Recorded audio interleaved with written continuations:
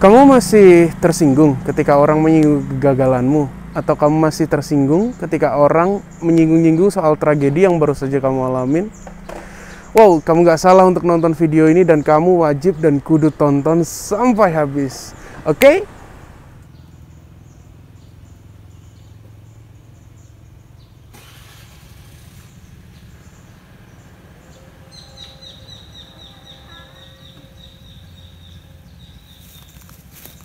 Hey teman, apa kabar? Richard Kennedy di sini, balik lagi nyapa teman-teman. Seneng banget bisa menyapa teman-teman dari sekitarku sini.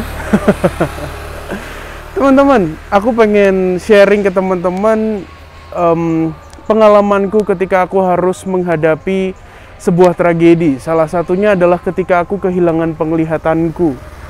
Di awal-awal aku kehilangan penglihatan, memang aku seperti yang aku ceritakan di konten-kontenku sebelumnya, aku sempat merasa down, sempat merasa nggak tahu harus apa, nggak tahu harus gimana, dan aku hanya bisa nangis seharian itu. Tetapi di malam itu juga, di malam ketika aku divonis, aku berpikir bahwa aku tetap harus bisa menggapai mimpi-mimpiku. Memang kesehatan mataku sudah tidak bisa diselamatkan, tapi aku tetap harus bisa meraih mimpi-mimpiku. Kehilangan fungsi mata bukan berarti aku kehilangan mimpi. Nah, tapi dalam proses itu semua, seiring berjalannya waktu, naik turun yang aku juga pernah sharingkan ke teman-teman.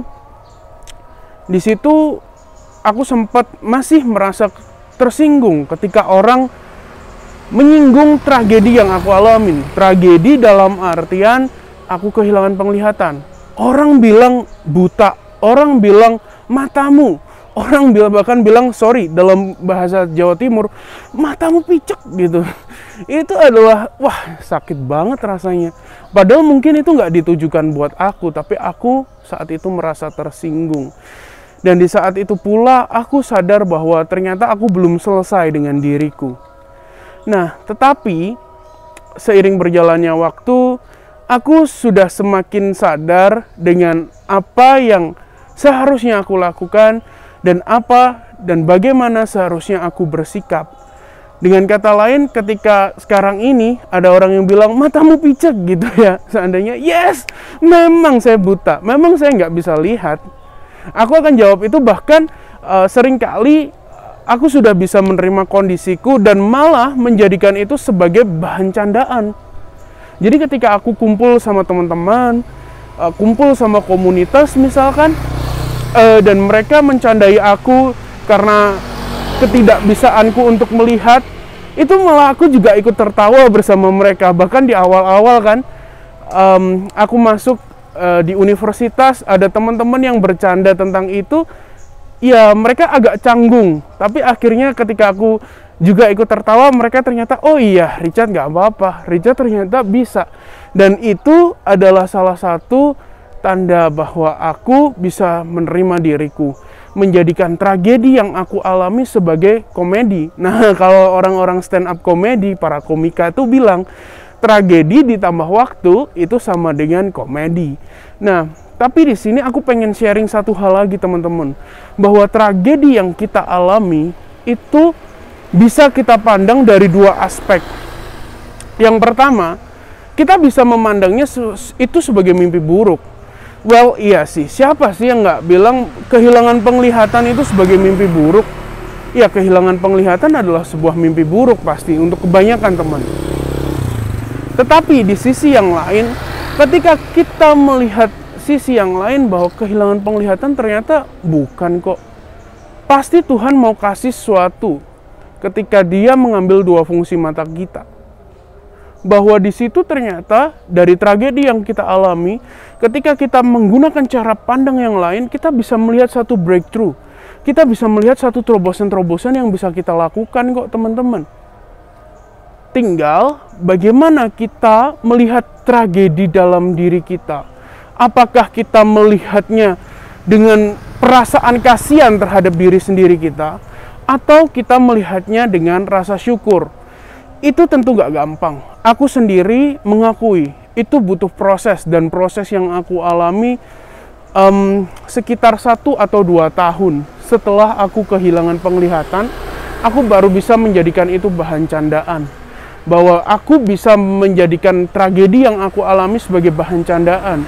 Dan tahun-tahun berikutnya aku mulai mempelajari bahwa aku harus bisa menjadikan ini sebagai sebuah breakthrough, sebagai sebuah terobosan.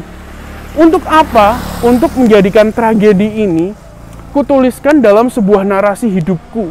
Narasi yang berguna untuk semua orang. Aku pengen mencapai titik itu, teman-teman. Dan aku pengen sharing ke teman-teman bahwa memang cara pandang kita menentukan siapa diri kita dan menentukan tindakan apa yang akan kita lakukan. Sekarang teman-teman, balik lagi ke teman-teman. Bagaimana teman-teman memandang tragedi yang teman-teman sendiri alami? Semua kembali lagi ke teman-teman kok. Aku hanya bisa menyampaikan pengalaman pribadiku. Aku nggak hanya sekedar, oh ya kita harus ini. Tapi aku sendiri melalui kejadian yang aku alami, melalui peristiwaku, melalui kisah hidupku, aku melakukan apa yang aku sharingkan ke teman-teman. Dan semoga ini bermanfaat teman-teman. Jangan ragu, kamu nggak sendiri. Kamu adalah kita, dan kita selalu bersama-sama. Jadi nggak usah khawatir ketika teman-teman menyinggung tentang kegagalanmu. Nggak usah tersinggung ketika kamu, tragedimu, kegagalanmu dijadikan bercandaan. Karena dari itu, ternyata kamu juga bisa memberikan kebahagiaan untuk banyak teman lainnya. Bukankah kebahagiaan itu memang harus kita sebarkan, teman-teman? So, jangan ragu-ragu untuk tetap percaya diri, memandang segalanya dengan rasa syukur.